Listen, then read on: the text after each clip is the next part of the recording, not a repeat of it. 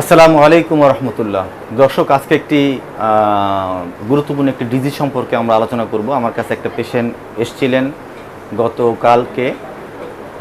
ওনার নাম আমি ওইভাবে আর প্রচার করছি না, গোপনীয়তার স্বার্থে। উনি আমার কাছে আসছেন, ওনার একটি রোগ হয়েছেন রোগটার নাম হচ্ছে মায়োট্রপিক ডিস্ট্রফি। মায়োট্রপিক ডিস্ট্রফি খুবই একটি প্যাথেটিক একটা ডিজিজ। হ্যাঁ, ওনার যখন বয়স 32 বছর তখন ওনার এই রোগটা ধরা পড়েন। এবং তখন উনি মালয়েশিয়াতে ছিলেন, কর্মরত অবস্থায় ছিলেন। উনি 2 বছর কাজ করার পর ওনার এই প্রবলেমগুলি দেখা দেয়। কিন্তু ওনার ইতিহাস নিয়ে আমি জানতে পারলাম যে উনি ছোটোবেলায় ওনার এই প্রবলেমটা কম বেশি, ওনার হাত পা একটু উইক উনি অনুভব করতেন। যাই হোক, উনি এই সমস্যা, হাঁটতে গেলে উনি পা শক্তি পেতেন না, পড়ে যেতেন। তারপরে ওনার আস্তে আস্তে হাতের সমস্যা হয়েছে, যেগুলি আমরা ওনার সাক্ষাৎকারে আমরা শুনবো। তা আমি ওনার সাক্ষাৎকারে এই সমস্যাগুলো আপনারা শুনতে পাবেন। আমি আর ওদিকে যাচ্ছি না, আমি এই রোগ সম্পর্কে একটা ধারণা দিই যে এই রোগটা এমন একটি রোগ যে রোগটার একটি জন্মগত রোগ, মানে জন্মগত রোগ তার জেনেটিকভাবে এটা আসে। হ্যাঁ, ক্রোমোজোম 19 এই রোগটার পিছনে দায়ী। এবং DM type 1, DM type 2, DM type 1টা হচ্ছে কমন। এবং এই জেনেটিক এই রোগটা যখন হন, এর বাবা বা মা যারই থাক না কেন, তার থেকে যে সন্তানগুলি হবে তার 50% এই রোগটা হওয়ার চান্স থাকবে। অর্থাৎ যদি বাবার থাকে তাহলে 4টা সন্তান যদি তার হয়, তাহলে 2টা সন্তান কিন্তু তার হয়, ছেলে এবং মেয়ে দুইটাই কিন্তু তার কি হতে পারে, রোগটা হতে পারে। অতএব এটা যদিও বিবাহের আগে বা পরে এটা ক্রোমোজোম বা সেল ডিএনএ টেস্ট করে এটা আমরা অনেক সময় আমরা জানতে পারি, সেগুলি আলাদা ইস্যু, সেগুলি উন্নত দেশে করা হয়। আমাদের দেশে ওইভাবে প্র্যাকটিস নাই, যার কারণে আমি এটা আর বলছি না। তো এটা একটা এরকমভাবে জেনেটিক একটা রোগ। এবং এই রোগটা হলে অ্যাকচুয়ালি 20 বছর পর থেকেই এই সমস্যাটা হতে পারে, তার লক্ষণ দেখা দিতে পারে। আস্তে আস্তে বিভিন্ন সমস্যা দেখা দেয়। আমি সেই সমস্যাগুলো আপনাদের সাথে একটু শেয়ার করি, যাতে করে যাদের এই সমস্যাগুলো মিলে যায় বা ভাবতে পারেন, বা যদি কিছুটা হলো থাকেন, তখন আপনারা একজন ভালো আমাদের সাথে যোগাযোগ করতে পারেন, অথবা একজন ভালো নিউরোলজিস্টের সাথে যোগাযোগ করে আমরা রোগটা ডায়াগনোসিস করতে পারবেন এবং সে অনুযায়ী সতর্ক হতে পারবেন। আগে থেকে ডায়াগনোসিস হলে আপনাদের সুবিধা হবে এবং সে অনুযায়ী ম্যানেজমেন্ট আপনারা করতে পারবেন। এখন কি সমস্যা দেখব আমরা, দেখব যে যদি ফেসটা কী হবে, একটু লম্বাটে ফেস হয়ে যাবে এবং এই ভুরুটা একটু নিচের দিকে নেমে আসবে, এই কপালের মাসেলটা নিচের দিকে নেমে আসবে। এবং তার চোখ কী হবে, তার চোখে ছানি পড়বে, ক্যাটারেক্ট বেশি হবে। এবং তার চোখটা সে কী করবে, সহজে খুলতে পারবে না, প্রায় মানে টসিস হবে, মানে চোখটা এরকম নেমে আসবে এবং সহজে সে চোখটা ভালো করে তাকাতে পারবে না, কারণ তার মাসেল এত উইক থাকবে। এবং তার ফেসের মাসেলগুলো এরকম ঝুলে যাবে এবং সে ভালো এক্সপ্রেশন দিতে পারবে না মুখের। তার যে আমরা যে কথা, আমরা যেমন আমরা হাসি কান্নার সময় যে আমাদের মাসেল এক্সপ্রেশন, সেটা আমরা ভালো দিতে পারবো না। এবং তার জিভটা ভারী হয়ে আসবে এবং সে কথা জড়তা আসবে। যখন সে খাওয়ার সময় ভালো করে সেই খাবার গিলতে পারবে না, কখনো তার গিলতেও তার সমস্যা হবে।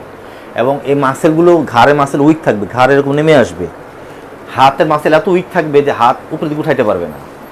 আমাদের পেশেন্টটা 2 কেজি একটি বাজারের ব্যাগটাও সে অনেকক্ষণ রাখতে পারেনি, ছেড়ে দিতে হয়েছে তাকে, এরকম একটা তার উইকনেস আমরা দেখি, সে বলছে। আচ্ছা, তারপরে যেটা হবে যে অত্যন্ত ঘামবে, অত্যন্ত ঘামবে এবং তার শ্বাস নিতে কষ্ট হবে, তার রেসপিরেটরি ডিস্ট্রেস দেখা দিতে পারে ইন ফিউচারে। এবং হার্টটা বড় হয়ে যাবে, কার্ডিওমেগালি হবে, হার্ট ব্লক হবে, হার্ট ফেলিওর দেখা দিতে পারে, তার হজমের সমস্যা হতে পারে এবং তার টেস্টিসটা, তার অন্ডকোষ ছোটো হয়ে আসবে, তার সেক্সুয়াল সমস্যা হবে এবং তার বাচ্চা হওয়ার প্রবণতা, বাচ্চা হওয়ার যে তার এই যে সন্তান হওয়ার ক্ষমতাও তার অনেক কমে আসবে, স্পার্মের কমে আসবে। 2 পা কী হবে, টাইপ 1 যদি হয় তাহলে 2 পায়ে মাসেল বেশি উইক হয়ে পড়বে, টাইপ 2 হলে 2 হাতের মাসেল বেশি উইক হয়ে পড়বে এবং তার ব্যালেন্সের সমস্যা হবে এবং সে হাঁটতে গেলে জোর পাবে না, হাঁটতে গেলে ক্লান্তি বোধ করবে, বারবার পড়ে যাবে এবং সিঁড়িতে উঠতে পারবে না, এতটা উইক হবে। তাহলে এই রোগটা একটি মূলত হয় কি, যে এটা যে মাসেলের টোনটা বেড়ে যায়, মাসেলের টোন বাড়ে কিন্তু মাসেল উইক হয়ে পড়ে। আর মাসেলটা যখন কন্ট্যাক্ট করে রিল্যাক্স হয় কম। যেমন এই পেশেন্টগুলি যে আমরা বারবার ধরে ছাড়তে বলি, যেমন আমি ধরলাম, ছাড়তে পারলাম, আমি সুস্থ আছি আলহামদুলিল্লাহ।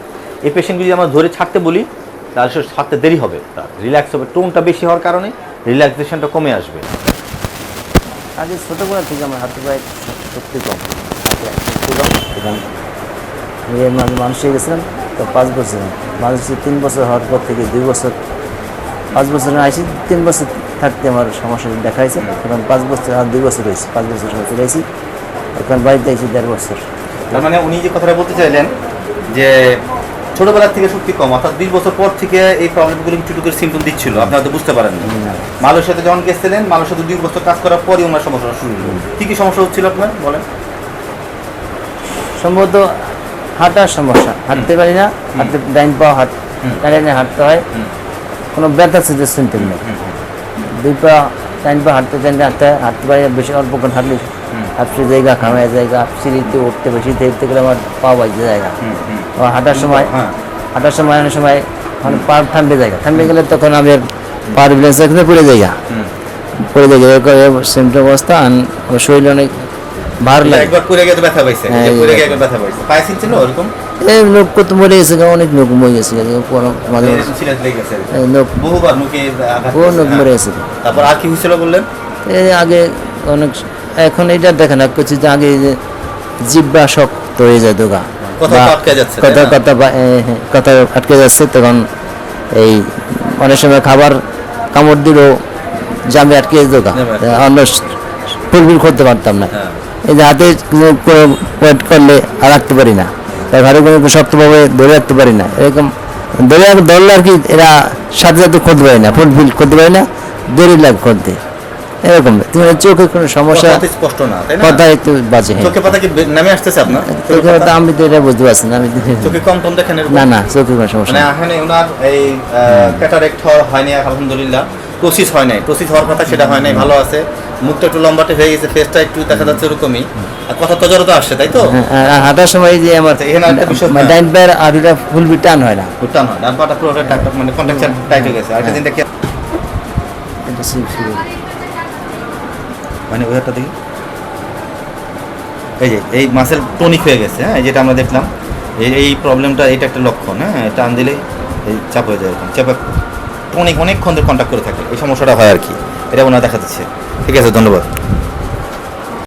তো এই পেশেন্টের যদি এরকম কোনো পেশেন্ট আমরা ডায়াগনোসিস করতে গেলে আমরা সিপিকে করি, সিপিকে অনেক হাই থাকে, ইএমজি করলে তার সাসপেক্টেড মায়োটনিক ডিস্ট্রফির কমেন্ট আমরা পাবো।